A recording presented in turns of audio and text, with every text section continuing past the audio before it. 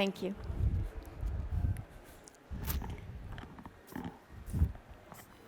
Hello, Estelle and Paolo. Hi. Hey. Hi, good afternoon. Good afternoon, everyone, and welcome to a hot topic panel here. This is one of the topics that I feel has overwhelmed people's feeds. And I'd like to introduce myself. My name is Reem, and today what we'd like to do is actually disrupt. I think that's the core of what this panel is trying to do. The art world for many has actually been quite inaccessible. And what NFTs, or non-fungible tokens, have been doing is actually offering us a moment of discourse to allow us to understand how can we make this place more accessible for artists, for creators, and for entrepreneurs like ourselves. So today, our panel consists of Dr. Jeremy Williams here with us on stage. He's the VP of Community of Aspen Monax. And Amina Debish, who is the partner and senior specialist at the Open Crate and Ghaf.nft. And coming to us live from the internet, from the world at large, we have Estelle Ohayon, who is the NFT art curator and the CEO of NFT Basel. And we have Raul Milhado, the co-founder of Elysium. So without any further ado, I'd like to get started. The first question for everyone.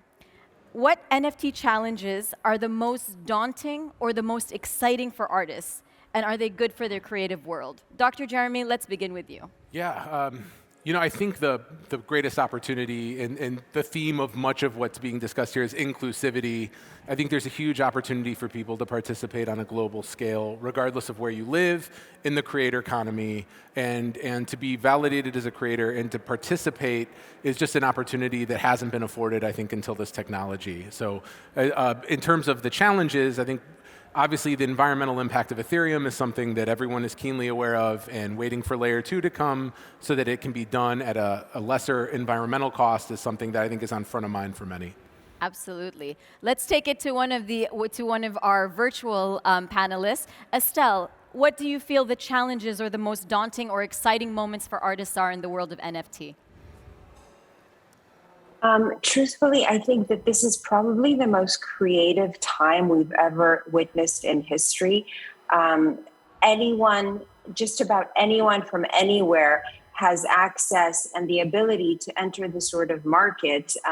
Pedigrees are no longer necessary to enter an art market. And I think it's a true reflection of what has happened in society in the last few years. I mean, the only way to understand the NFT market is to look at the world and the changes that we've seen globally in terms of people speaking out, voices, accessibility to the masses, and people who have never had a voice suddenly have a voice and can become creators in this field. Absolutely. And Amina, what do you feel are the most exciting parts of the NFT world?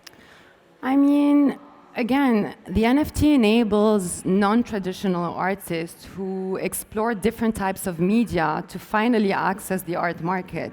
So there weren't artists who could produce a painting or a sculpture and, let's say, sell it to an auction house or a gallery.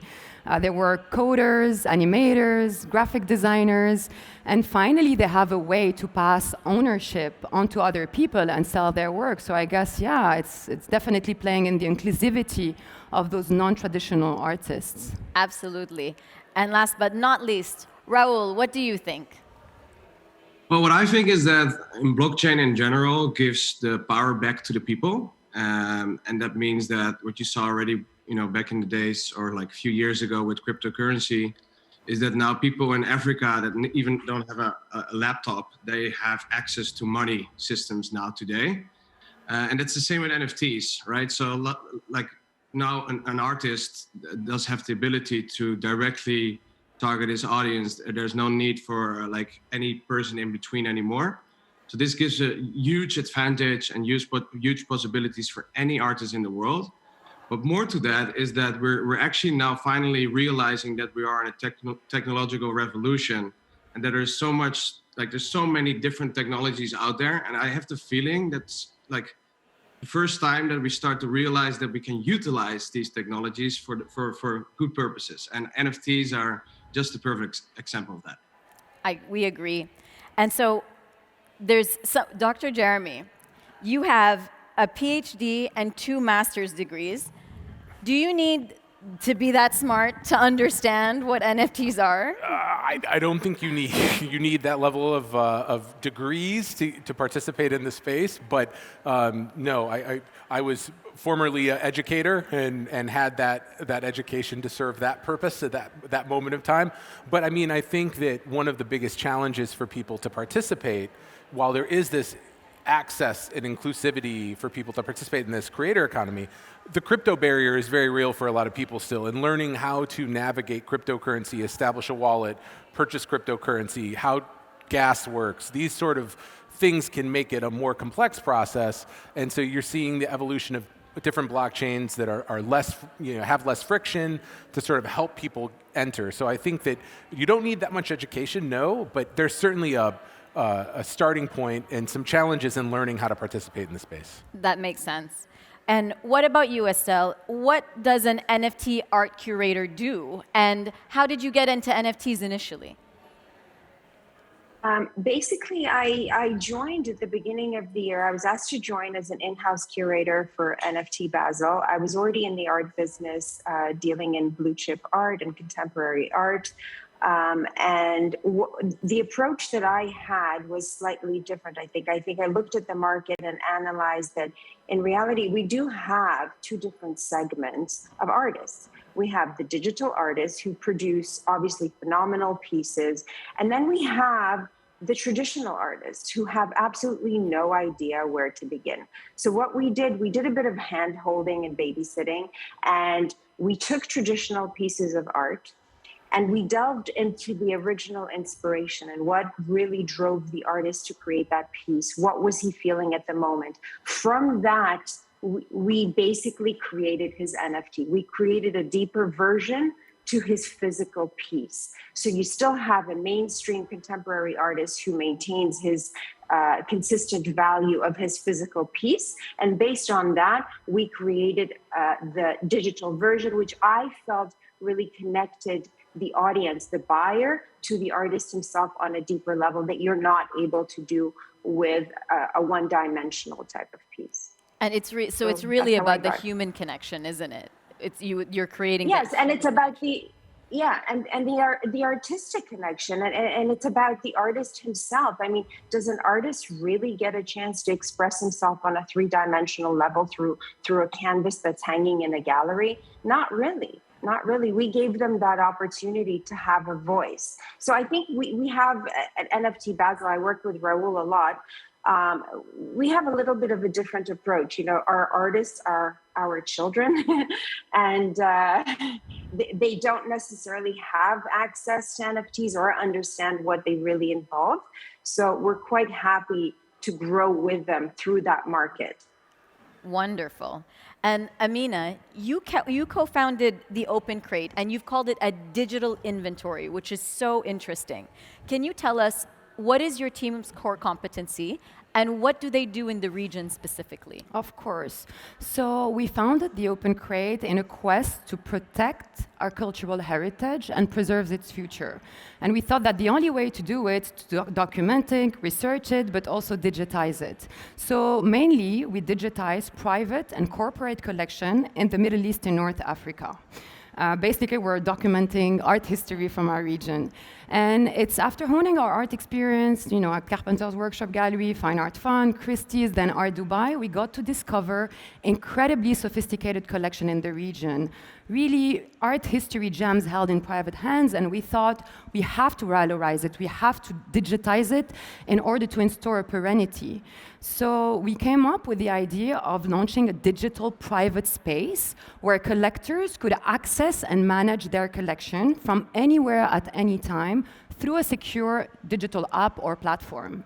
And I have to say that now we work with the most established collector in the region and in the diaspora. We're the largest and cleanest database of privately held artworks and collectibles in the region. And we're doing all of this to give accountability to those collections in the future. We want our collectors to have a greater intellectual control over what they own, but also in one click they can organize museum loans, they can organize insurance, valuations, sales. So it was really for them to really be able to unlock the real potential of their collection through us and through the Open Crate. Wonderful. Thank you. And Raul, you have your career before this was actually quite interesting. You were offering digital super yacht experiences, and now as the CEO of Lithium, can you tell us how does all this work connect to NFTs and inclusivity? Yeah, absolutely. So before, or I'm still co-owner of the company. We were focused on creating the most unique experiences by offering super yacht holidays. And, not many people in the world can afford these kind of holidays. So for them, like for that typical audience, only the best is good enough, right? So what I learned from that, from working with these high net worth individuals is that they expect the best product and they expect things that nobody can achieve. So the point is, by working with them and listening to them, I learned a lot, which I applied to my other company, Lithium, because the high net worth individual is willing to invest, is willing to spend, is willing to, make whatever commitment, but it's all about communication and education. So what I've learned from my time at Boaters Black, when we were working with these people, is that it's all about the personal approach. So this is what we're doing with the Lithium as well. Nobody else in the cryptocurrency industry is doing what we are doing, because we take personal calls. We have 24/7 support service. And this is missing because a lot of people would like to participate in this new industry. If it's NFTs, it's decentralized finance, or whatever related to cryptocurrency investing. But they have no knowledge, and they get so much information, and then they see the Bitcoin dropping in 10K in one day. It's not helping, right? Because and I think it's all about educating these people and getting them involved and excited. And NFTs is obviously more exciting for them as well, because it's connected to art, it's connected to different type of experience that we're creating today. So yeah, I learned a lot from talking to these people and listening to them. Great. And Dr. Jeremy, really quickly, Aspen Monax, what is the work that you're doing there, and how does it relate to actually creating a much more inclusive world for artists? Yeah, the marketplace experience right now is pretty one-sided. There's a marketplace called OpenSea. So Aspen is a much lower friction Ethereum-based NFT marketplace, and then also establishing some horizontal commercial layers for transactions, protocols for lending and leasing and licensing, so that people can find other ways to get liquidity out of their NFTs other than selling them, which is currently sort of the way things are working right now. So looking to sort of advance the space towards some of these more robust commercial layer transactions with NFTs. Yes, and I think when you can see from the panel that we have today is there's so many ways to tackle and to enter the space, and all of us are really just trying to figure it out, and I think that's wonderful. And another question, Dr. Jeremy, you host the NFT podcast. What's the question you get asked most often? The question that I would say I get asked most often is, typically someone will DM me and they'll say, where do I start? I want to start with NFTs, where do I start? And the answer to that is really simple. It depends on what your risk tolerance is, it depends what your goals are, and it depends what your sort of crypto background is. The platforms like Flow and blockchains like Flow are really easy for people to use with fiat and a debit card to get started. It's a much more of a centralized and safer experience. The Ethereum space is it can be pretty dangerous with scamming, understanding custody of your wallet. These things are more complex, and so I think helping people safely enter without overextending themselves, this is sort of the thing I get asked usually. I think those are the tenets of really navigating NFTs, whether you're in the art world or whether you're just kind of trying to dabble at the beginning. Estelle, what are the top 3 things that people need to know when they're investing in NFTs in your space? In my space, I think that I kind of have a different approach, because I look at CryptoPunks and pieces like that as an asset, not necessarily a piece of art. And then if you're going to look at traditional artists, which is the other aspect of NFTs, I would say stick to established artists who come out with digital versions of their art. If the established artist has already an intrinsic value on his art, then the NFTs will follow shortly behind. So at least you're not gambling your money completely away, and you know that this artist has had a career and so forth. I'm not sure the advice I would say is really, be cautious. Don't listen to everyone and anyone. It depends again how averse you are to risk. If you're quite willing to gamble, then just jump in and dive and take a risk. But if you're looking for a safe version, just stick to the things that you do know. And I think that there's so much advice out there that you really have to filter out who you're willing to listen to and who you actually can rely on, because none of us are experts in this. Every day this is changing and transitioning, and we're all learning as we go along. And there's nothing wrong with that. It's just that we're creating history at the moment, so we really don't have that much data to do our research on. Absolutely, and I think the point you make about nobody's an expert in an emerging space. We all have to have a critical eye on the things that we want. Every moment that we approach NFTs, we should have a critical thought, critical moments. But as we can see, there's so many different ways to approach it. Amina, how do your team approach NFTs in the blockchain? What do you recommend? It's fair to say that the pandemic forced all of us behind a computer screen, and the entry point was quite easy and simple for us. We first heard about NFT when Beeble Crab sold his digital artwork in March 2020 for $69 million, and we were like, okay, what's an NFT? So this is where we dived into research, because we were familiar in our team with blockchain, smart contract, cryptocurrency, and when we understood the technology behind NFTs, we thought it was obvious. Our clients are by definition collectors. Thereby, if we provide them with a technology that allows them to own a digital work, they would be interested. So we started to identify and acquire NFTs with them, following the steps that Estelle just mentioned. Then we thought, okay, let's launch a community space. We launched Ghaf.nft on Instagram, because community is everything in that NFT space. And this is where you can find NFT news or NFT you want to keep on your radar. But basically, blockchain and NFT enable the open crate to go to the next level in terms of experience for our collectors. The blockchain would lock the provenance and the authenticity of an artwork through the Ethereum blockchain. And collectors who already digitized their collection on our platform would be able to mint a physical artwork into an NFT. So they would tie a physical piece of art into a token and sell it on a marketplace. That way, in order to raise liquidity, to acquire more works, and really following the steps of many museums now. The British Museum is doing it. The Uffizi Museum was one of the first to do it. And just lately, Binance has partnered with State Hermitage to actually sell incredible works of art as NFTs. So actually, it leads me into my next question for Dr. Jeremy, which is, how do you feel NFTs are challenging? Because it's clear from what Amina is saying, we're challenging thinking and traditional thinking in the arts. How do you feel that's happening?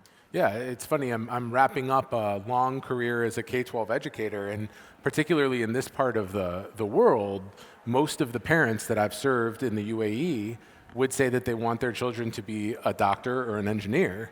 And typically it's operating from this schema of to have a successful life as an adult. They care for their children. They want them to have a good career that earns them enough money. Yet, Yasmin, this 13-year-old Dubai-based NFT artist, has sold $670,000 US of NFTs in 2 weeks. So, sorry, can you say that again? Yeah, she's 13. Yasmin, on Twitter, she's the Art of Yasmin.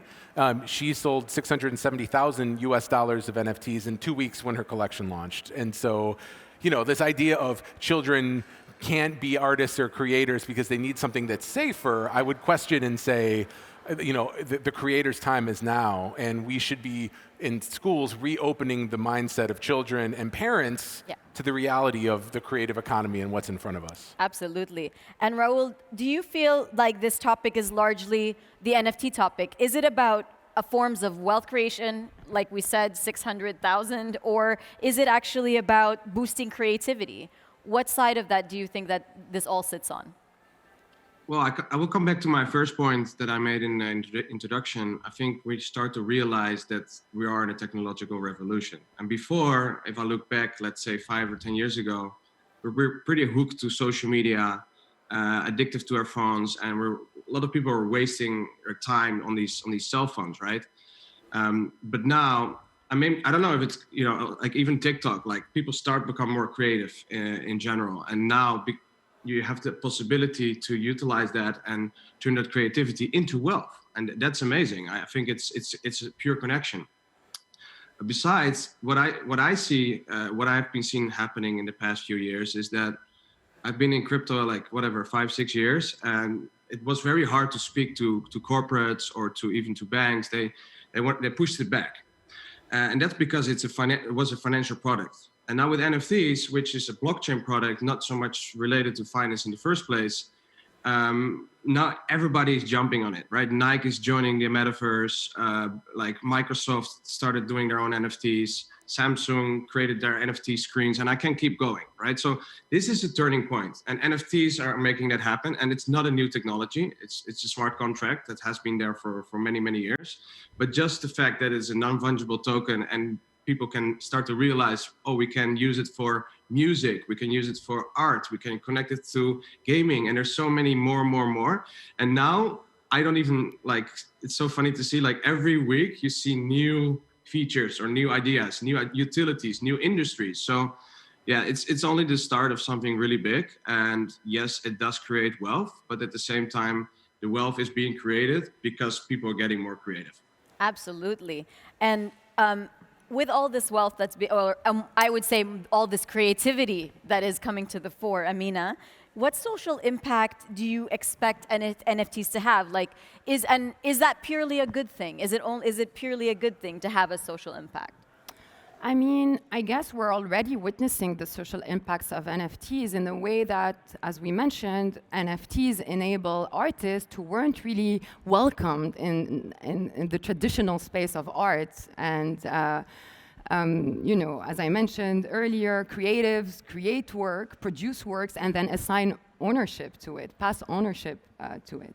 So NFTs enable, with that technology, for creatives, like, as I said, coders, animators, graphic designers, a 13-year-old child, to create to create an object, to create a digital illustration and sell it as a token onto a platform. Absolutely. So it's absolutely revolutionary for them. Those people were creatives and they didn't have an outlet on how to sell it, and now they can do it. So it's incredible. I guess one of the downsides that I would see on this market would be similar to the cryptocurrency market, where there's an overinflated market, lack of regulation, no legal recourses. You can buy an NFT project, 2 days later you're like, okay, what's happening with that project? Right. The price drops. So, but I think it's going to be solved in a matter of time. I agree with Raul. We're going to leave with NFTs. There's so many potential to that technology. Absolutely. In so many industries. Absolutely. And Estelle, speaking to the question of what reservations, because we had mentioned obviously that not everything is perfection in the world of NFTs, in fact very far from it.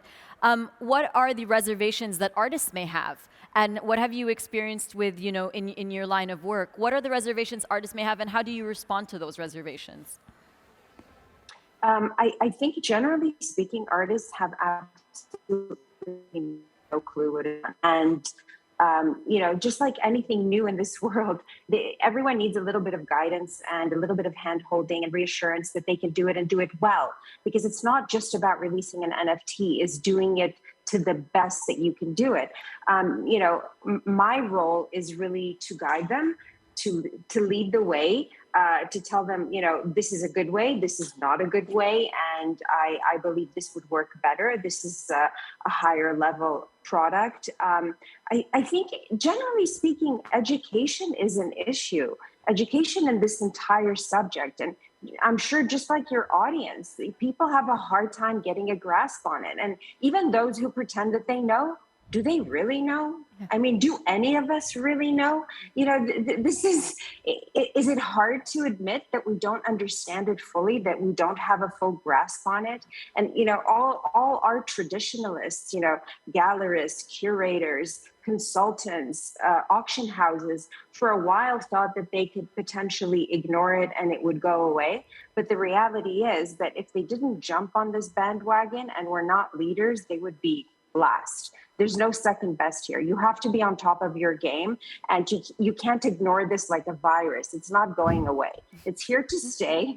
And, we all have to accept it. And change is inevitable. The change is something that happens in the world. Every once in a while, we see dramatic changes. Sometimes we see less change, but change is inevitable. And human nature really leads us to fear any sort of change. I think that the big ordeal for the traditionalists, for the art traditionalists, is overcoming that fear, accepting that we're here to stay. This is a movement, and you have to educate yourself. You have to go with the flow. You have to jump on it, because gallerists thought that for a while, this was just going to be a little phenomena. It's going to disappear. Now, I just walked through Art Basel in the last week, and trust me, I've seen quite a bit of NFTs. And actually, I've seen a lot more digital work than I would have expected. Probably a good 30 to 35% was focused on the digital aspect. So really surprising to me, the exhibits, the attempts by galleries to be included in this sort of subject. So quite impressive, to be honest, quite impressive. So a force to be reckoned with. It's here to stay, according to Estelle. Yeah. And so actually, Dr. Jeremy, about on the point of education, because you do that with your podcast, where do people go to learn? What is a reliable source to learn about NFTs? Yeah, I think it's like old, in the olden days, education was passed from one person to another. And like, what happens in a lot of instances is someone gets educated somehow, and then they bring in one of their friends, and then they bring in one of their friends. And it's sort of, there's like a hand-holding and a shoulder-to-shoulder experience of helping teach people how to navigate these things. And then there's a lot of good resources. Obviously, the podcast space is starting to have more and more voices in there to educate people. MomentRanks.com, the MomentRanks people have started an education series of written pieces on how to start your NFT collection. And I think that, I think, the point being made of what is your aversion to risk is like that lens to wash all of this over. Like, if you're coming into this space to chase massive financial gains, I don't really know how to have that conversation with someone because that's not my level of expertise. Like, participating in a fun community of collectors and supporting artists from a diverse amount of places across the world, if that's what your interest is, I can help you with that. So, you have to sort of understand what I think there is a sort of silliness to seeing cartoon pictures of apes selling for $500,000 that you have to work through, similar to what Estelle said, like to understand that this is something that isn't a fad and it's here to stay. And I think as it evolves to film and music and to other areas of media and gaming in particular, you'll see people's mindsets start to come around to this. Absolutely. And Raul, speaking of, moving people's mindsets, what skill sets should creative people focus on when they're adapting to the digital world? So what do we need to develop so that we can be engaged in the most effective way? Well, I think Dubai is a great example of a country that's leading that innovation. If you look at the Burj Khalifa, where you see the LED screens turning into like commercials and television kind of like effects, it's amazing, right? So my point is that, and also that in relation with the point of Estelle, things are changing, right? So maybe 50 years ago, Picasso was beautiful because it was, so unique and original and different, whatever. But the world is changing and becoming more digital, and not just also digital physical, right? So you will go into like just the Burj Khalifa example. If you go to China, there's like a whole town full of these kind of buildings. but also when you go into a bar, more and more of these spaces will start to look like whatever, NFTs or digital art. And so I think in general, the art space is about to change massively as well. And this is a huge opportunity for new artists. And even if Picasso would be alive today, he would probably not paint what he painted back then, because he has different inspirations, right? So what I'm trying to say is that the art world is changing, and there's so many different tools out there, from whatever, Photoshop, AR, VR, hologram technology. During our last NFT Basel in Miami, about a week ago, we used all these different technologies, and you really create that wow effect. So you just create a 3D design of whatever new art you're creating, but because you present it in a hologram, people really see like, wow, this is new art, right? This is cool. And also I believe that in the future, as in offices and people's houses, you will see moving art. Now it's all like static, boring art, which is great because this is what we believe in is art. But this will change. And I think that at one point you will be a proud owner of an NFT, which is hanging in your living room or the hallway, where you can show like, this is what I own. And I bought it back then. I was the first OpenSea owner, whatever. So yeah, to answer your question, I think there's so many platforms, tools, and opportunities out there. And I think people need to become equivalent with 3D designing as one of the best skill sets to focus on that. Thank you very much. And as we, it seems to me like there's a new business in the NFT space popping up every other day, forget every other week. Amina, do you feel like there's a lot of competition in the digital inventory space? Or is this still like really pioneer territory? Because you're the liaison really between the artists and the world. The collectors, sorry, yes. But no, in the Middle East, we're still pioneers in the digital inventory space, but there's other solutions in Europe, in the US. What's different about the Open Crate is that it was built by art experts, and we do provide a guidance to our clients, and we do provide a dedicated manager. We're not just, dumping a database on you and then you just deal with it. We're really working hand in hand with them in order to, we care about the data, we care about the collection. Collection management is an expertise of its own. So we really wanted to merge technology with art knowledge in order to create the best product for collectors today. And I don't know, I want to jump back to what Raoul just said about the art market. Yeah. I do feel, Hans Ulrich Olbricht used to say, where are all the manifestos? Every art movement came with a manifesto, the Surrealist Manifesto, for example. I do believe that NFTs, what happened now, is that digital artists finally have their manifesto. It's a new way of exploring art. It's a new medium. It's like, having canvas with oil or watercolor. This is technology. So it's finally their time to have a platform and a voice to say, we are creatives too, we can sell an artwork too, and we have things to say about the current society. So that's what I want to say. What everything that everybody is saying is actually, in the space of NFTs, what we're doing is bringing humanity into what was a very digital word. The digital is the wrong word. I'm not finding the right word. But at the moment, it seems like we're adding the humanity to the blockchain. And that's really what everybody is buying into. And the service that each of your companies provide is not, it takes the user right from the beginning all the way to the end, building confidence. And those are the businesses that we do need to build. But to your point, Estelle, about you made it so clear, it's here to stay. But is it something that's reserved for younger audiences? Because that is from an outsider perspective, it is something that I'm not sure traditional art, collectors, how do they feel about it? What's their opinion on it?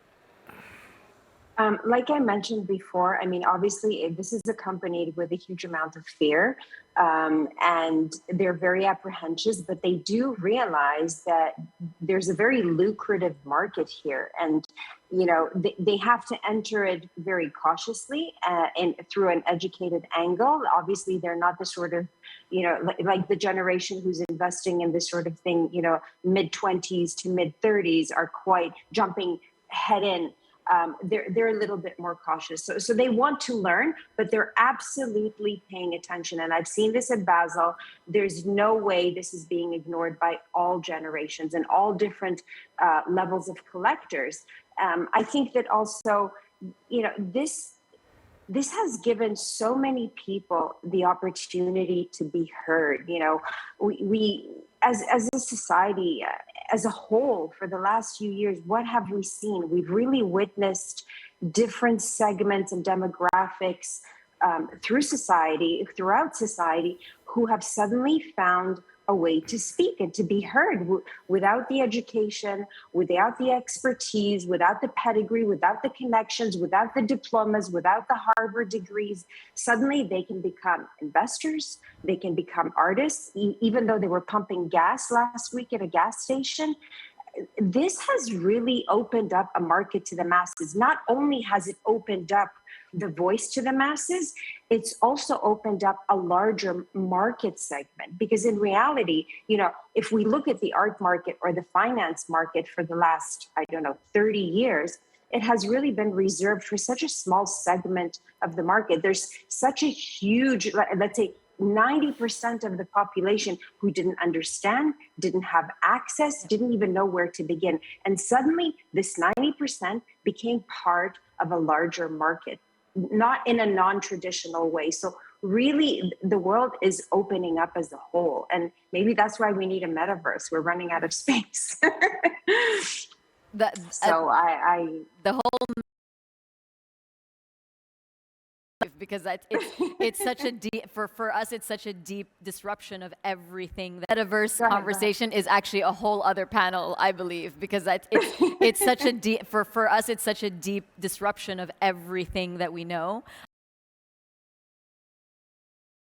Ultimately, Dr. Jeremy, I know that NFTs, we've said they're here to stay, but do you see that as a positive, or are we taking backward steps in some way? Are we being too bullish without actually setting up the framework for a sustainable practice in the art world? Yeah, I think that's a great question. And I think what I would say is the ability to create equitable access to the creator economy is here to stay. And I think to Raul's point, it's JPEGs right now. Yeah. It's not going to remain JPEGs forever. And as technology, as AR increases, as VR increases, as the metaverse comes, there's only a sort of evolution of this. And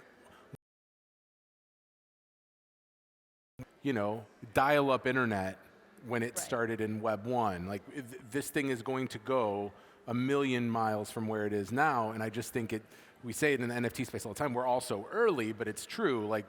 We're still very, very early on in this whole thing. And where it is today is not where it will be in a year. I mean, we haven't talked about consumer brands and their loyalty programs moving to NFTs. I mean, there's just a lot that's going to happen in a very, I think, rapid amount of time here. Absolutely. And what about you, Raul? Do you feel like this is a revolution, a positive, part of the art world, or is there a blind spot? Where's our blind spot in all of this?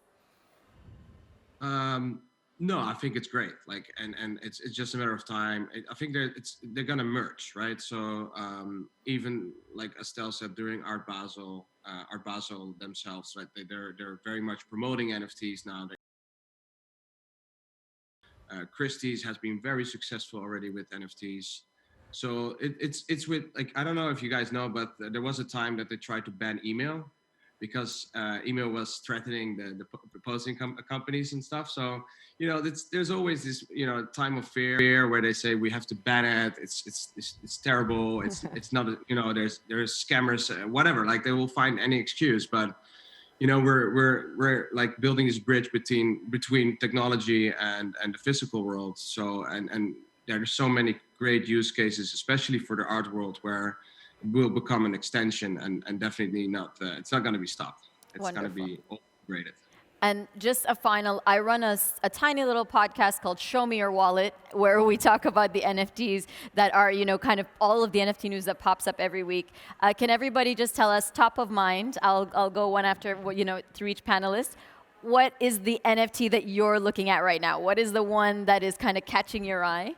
Amina, is there any particular Yeah, I just made an acquisition actually recently of Clone X by Artifact, who actually collaborated with Murakami to create, I don't know, out of 20,000 Clone X, a bunch of them, specific percentage. But I like it because not only I find the design super cool, but I guess, the benefits coming with it. Yeah. Are going to be interesting, and I trust the brand. I don't think that those people are just going to disappear and vanish from one day to the other. Artifact has proven, many successful projects. They did a lot of partnerships in the past, so that's what I'm looking for. And Moon Boys. And Moon Boys. Yeah. We were talking about that And earlier. Moon Boys, actually. Estelle, show me your wallet. What is interesting in your world of NFTs at the moment? I've actually been quite intrigued by Krista Kim's pieces. I've been looking at those for a while. Really, really beautiful. I mean, everything she's been doing is quite amazing to me, and the colors are vibrant. So I'm really into her work at the moment. Wonderful. Dr. Jeremy? Give you two. I'm super interested in what's happening with the Bored Ape Yacht Club still. The floor is essentially $400,000, I think, at this point, or approaching that, and they seem to be stacking utility and doing things on the utility side in a totally different way. From like a one-of-one artist perspective, Dario De Siena is my current love and adoration. I love everything he does, and really keen to support him. Wonderful. And Raul, show me your wallet. So we have one specific artist we work with. His name is Warp, and he's also listed on the NFT Basel marketplace. This guy, every piece he makes, it takes him minimum 1 month, usually 2 to 3 months, and it's just beautiful 3D art. It's like moving and everything, and this is what I want to hang in my house. So this is just another type of NFT that I'm interested in. But from a long-term investing perspective, I'm really looking into metaverse NFTs. So NFTs that actually have a purpose in the metaverse. We have like a shop in the metaverse, NFT Basel shop. We're expanding. We're building our own little world already out there. For me, it took some time to realize that this is really gonna happen. But at the same time, it brings huge opportunities. So, for example, Nike now they're gonna create their own world in the metaverse. So, yeah, I think people should keep an eye on these kind of collectibles or NFTs connected to the actual metaverse. Wonderful. And on that wonderful note, we thank you very much, everybody, for joining us from all over the world and for being here today. This is about humanity. I think it's about inclusivity and humanity on the blockchain somewhere. Thank you very much for joining us today, and hopefully you'll buy and show us your wallets. Thank you. Have a wonderful day, everyone. Thank you. Thank you. Thank you.